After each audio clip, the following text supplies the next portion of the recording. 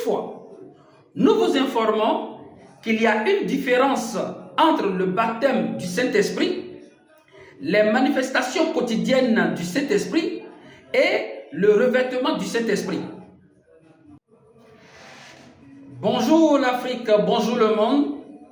Je suis le prédicateur Pachiko du centre de prédication l'unique CTT. Bien, nous vous informons que notre centre de prédication l'unique CTT est un centre d'évangélisation et notre vocation est de vous prêcher essentiellement le baptême du Saint-Esprit. Ainsi, retenez que notre seule prière pour chaque adorateur de Dieu est que le Saint-Esprit vienne en personne le baptiser pour qu'il vive le repos temporel et éternel de Dieu par le Saint-Esprit qui l'habitera désormais. Jusque-là, j'espère que vous me suivez. Bien. Parlons d'abord du baptême du Saint-Esprit, qui concerne seulement l'adorateur de Dieu. En effet, le baptême du Saint-Esprit est l'acte par lequel le Saint-Esprit, lui-même en personne, rentre dans un adorateur de Dieu et habite dans son esprit une fois pour toutes. Cependant, c'est après que le Saint-Esprit s'est montré en personne à un adorateur de Dieu et puis s'est entretenu avec lui qu'il le baptise en rentrant en lui. Alors, c'est ainsi que chaque adorateur de Dieu doit recevoir le Saint-Esprit en lui pour donc être sauvé pour la vie éternelle.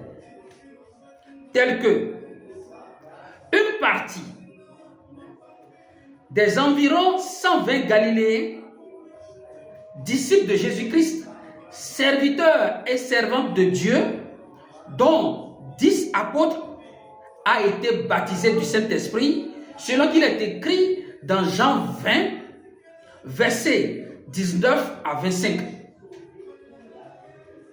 Et tel que le reste des environ 120 Galiléens, disciples de Jésus-Christ, serviteurs et servantes de Dieu, dont l'apôtre Thomas a été baptisé du Saint-Esprit, selon qu'il est écrit dans Jean 20, versets 26 à 31. Et c'est alors que l'adorateur de Dieu vivra le repos temporel et éternel de Dieu par le Saint-Esprit qui l'habitera désormais. Jusque-là, j'espère que vous me suivez. Bien, parlons ensuite des manifestations quotidiennes du Saint-Esprit envers l'adorateur de Dieu. En effet, les manifestations quotidiennes du Saint-Esprit sont des actions quotidiennes que le Saint-Esprit manifeste envers un adorateur de Dieu à travers des visions, des songes, des révélations, des enseignements, des conseils, des consolations, des guérisons, des délivrances, des miracles, des signes et des prodiges. Tels que le Saint-Esprit a manifesté des guérisons et des délivrances envers plusieurs malades, selon qu'il est écrit dans Actes 19, versets 10 à 12.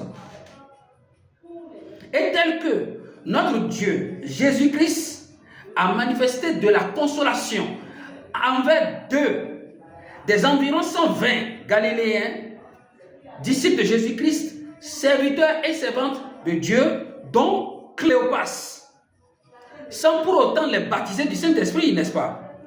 Lorsqu'il s'est manifesté à eux et puis a cheminé avec eux avant de s'asseoir à table avec eux le jour de sa résurrection d'entre les morts. Selon qu'il est écrit dans Luc 24, versets 13 à 35. Jusque-là, j'espère que vous me suivez. Bien. Parlons enfin du revêtement du Saint-Esprit qui concerne le serviteur de Dieu. En effet, le revêtement du Saint-Esprit est l'acte par lequel le Saint-Esprit lui-même en personne se pose sur un serviteur de Dieu et reste sur son corps physique jusqu'à la fin de son ministère terrestre. Cependant, c'est après que le Saint-Esprit s'est montré en personne à un serviteur de Dieu et puis s'est entretenu avec lui qu'il le revêt en se posant sur lui.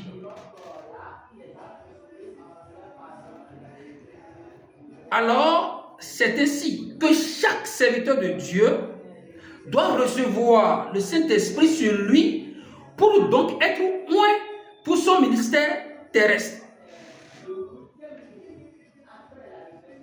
Tel que le prophète Moïse et 70 serviteurs de Dieu ont été revêtus du Saint-Esprit selon qu'il est écrit dans Nombre 11, versets 24 à 26.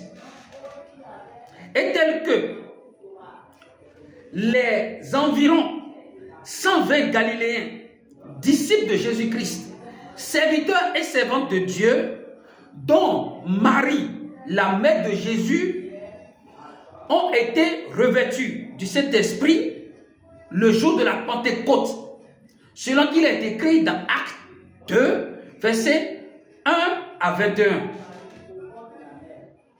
Et c'est alors que le serviteur de Dieu accomplira son ministère terrestre par le Saint-Esprit qui reposera sur lui désormais.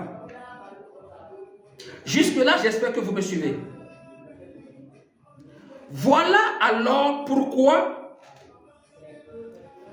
bien que les adorateurs de Dieu de l'Ancien Testament ont bénéficié de plusieurs manifestations quotidiennes du Saint-Esprit, ils n'ont pourtant pas été baptisés du Saint-Esprit. De même aussi, malgré que les serviteurs de Dieu de l'Ancien Testament ont été revêtus du Saint-Esprit, ils n'ont pourtant pas été baptisés du Saint-Esprit. Ainsi donc, nous exhortons tout adorateur de Dieu qui désire échanger avec nous au sujet du baptême du Saint-Esprit, des manifestations quotidiennes du Saint-Esprit ou du revêtement du Saint-Esprit, à nous contacter par appel téléphonique ou par WhatsApp au plus 229 01 55 19 0000. Merci de votre écoute. Passez une excellente journée.